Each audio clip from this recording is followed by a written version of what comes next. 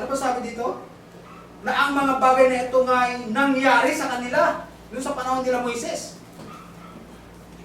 Na pinakahalimbawa at pawang nakasulat sa pagpapaala-ala sa atin. So isang reminders to sa lahat ng mga kapatid na huwag natin gawin yung mga bagay na isinulat ng Apostol Pablo. Ang sabi dito, manatili kayo sa aking mga aral. Sa pamamagitan naman ito, iligtas kayo kung matyaga ninyong iingatan. So iingatan natin na huwag natin pag-usapan yung ating mga kapatid na sisiraan natin. Kasama yan. Ang sabi dito, ang mga bagay na ito yung nangyari sa kanila na pinakahalimbawa at pawang nakasulat sa pagpapaala-ala sa atin ng mga dinatnan ng katapusan ng mga panahon.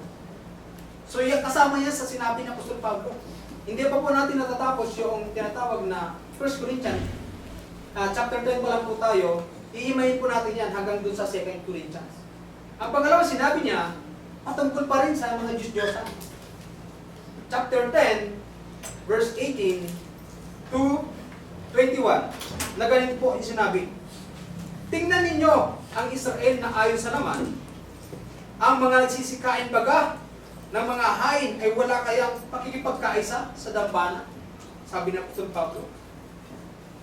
Ano ang aking sinasabi? Na ang hain baga sa mga Diyos-Diyosan ay may kabuluhan? O ang Diyos-Diyosan ay may kabuluhan? So, sinabi ng Apostol Pablo, may kabuluhan ba yung Diyos-Diyosan na ito? Kaya sinabing Diyos-Diyosan,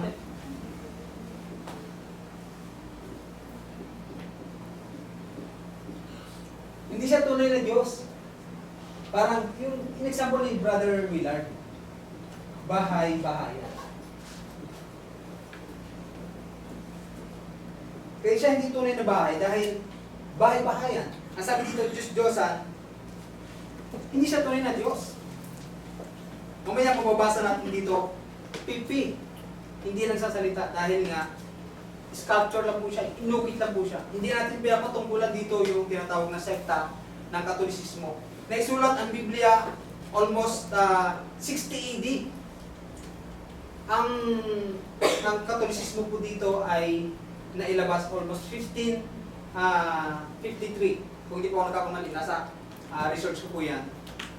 Late lang lumabas. So ibig sabihin, wala pa yung Katolisismo sa Pilipinas, isinulat na. Mayroon nang sumasamba sa Diyos-Diyosan.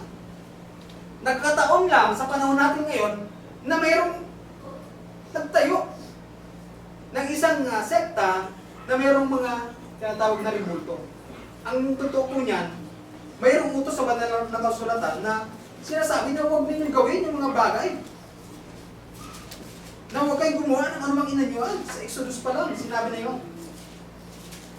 Ang sabi po rito sa Exodus chapter 20, verse 3, huwag nga kayong magkaroon ng ibang mga Diyos sa harapan ko, huwag kang gagawa para sa iyo ng larawang inanyuan o kawangis man ng anumang anyong nasa taas sa langit, o nasa ibaba sa lupa, o nasa tubig, o nasa ilalim ng lupa.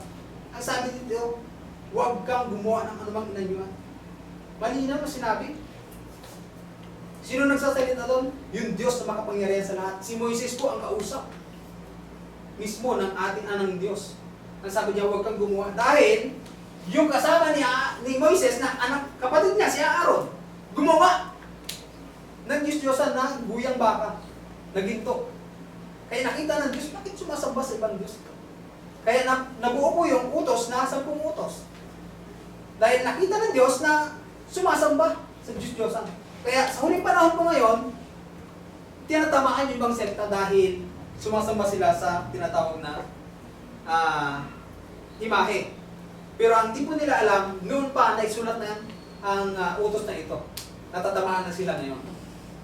So ang sabi dito, tuloy tayo sa pagbasa sa chapter 15, 10, 18 to 19, hanggang 20. Ano ang aking sinasabi? Sabi ng Apostol Pablo, na ang hain baga sa mga Diyos-Diyosan ay may kabuluhan? O ang Diyos-Diyosan ay may kabuluhan? Kung mapapansin po ninyo, dahil noon naman po, ganyan din yung aking paniniwala. Naglalagay yung ibang mga kasama, yung ibang mga kasama namin na naglalagay ng hain doon sa tinatawag ng Diyos-Diyosan. Kumukuha ng konti doon sa pagkain, tapos nilalagay doon sa pakanan, noong puon, o kung sino mang puon yun. Pero sinasabi pala ng Biblia na ano ang aming sinasabi, sabi ni Apostol Pablo, na ang hain baga sa mga Diyos-Diyosan ay may kabuluhan, o ang Diyos-Diyosan ay may kabuluhan. Ang sabi po sa verse 20, subalit sinasabi ko na ang mga bagay na inihain ng mga hintil ay kanilang inihain sa mga demonyo at hindi sa Diyos. At di ko ibig na kayo mga karoon ng pagkakaisa sa mga demonyo. Yung hain na yon, hindi pala hain yun sa Diyos. Hain yun sa demonyo. Chapter 10, verse 20. Basahin niyo po. Upang kayo mismo ang makakita ng sinabi ng Apostol Pablo. Muli kong basahin. Subalit sinasabi ko, ng mga bagay na inihain sa mga Diyos, ng mga hintil, ay kanilang inihain sa mga demonyo. Yung inihain nila sa Diyos-Diyosan, yun pala ay hain sa demonyo. At hindi sa Diyos. At hindi ko ibig na kayo magkaroon ng pakipagkaisa sa mga demonyo. So hindi pala maganda na tayo po ay maniwala dito sa tinasabing Diyos-Diyosan. Ang sunod na sinabi ng Apostol Pablo sa 1 Corinthians chapter 11, verse 2-3, ganito po yung sinabi niya. Kasama sa sinabi ni Apostol Pablo dito, na sa pamamagitan naman nito iligtas kayo kung matyaga ninyong ingatan yung mga salitang ipinangaral ko sa inyo.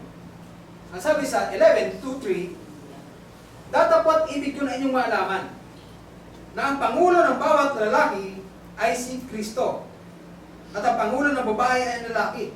At ang pangulo ni Kristo ay ang Diyos.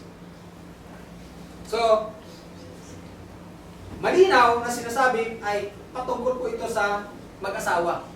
Na ang pangulo ng babae ay lalaki. Yan. Hindi ibig sabihin na pumapasakop yung asawang babae sa lalaki, hindi naman po pwedeng parang aalipinin mo na lang yung iyong asawang babae.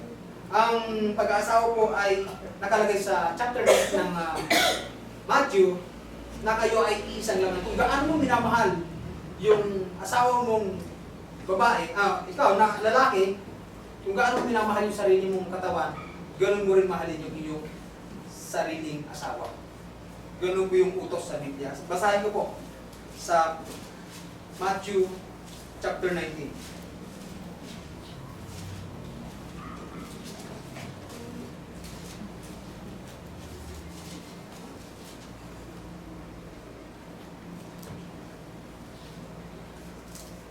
At sinabi, dahil dito iiwan ng lalaki ang kaniyang ama at ina at makikisama sa kaniyang asawa. At ang dalawa ay magiging isang laman. Kaya nga hindi na sila dalawa, kundi isang laman. Ang pinagsama nga ng Diyos ay huwag paghihiwalayin ng tao. So, sinasabi dito na habang buhay na magsasama yung tinatawag na pinagsama ng Diyos. Ano po?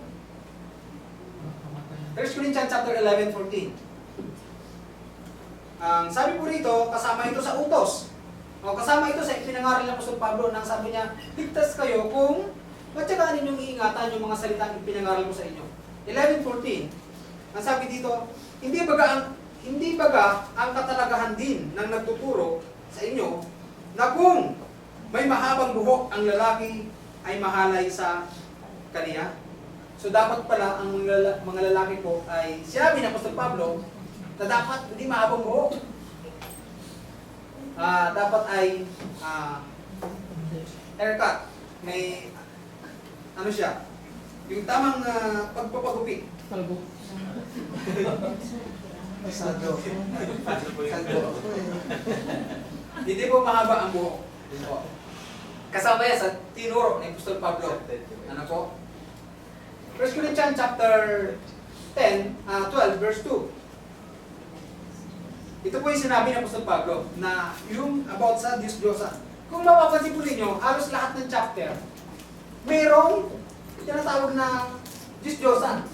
Pero kung sinasabi po si Apostol Pablo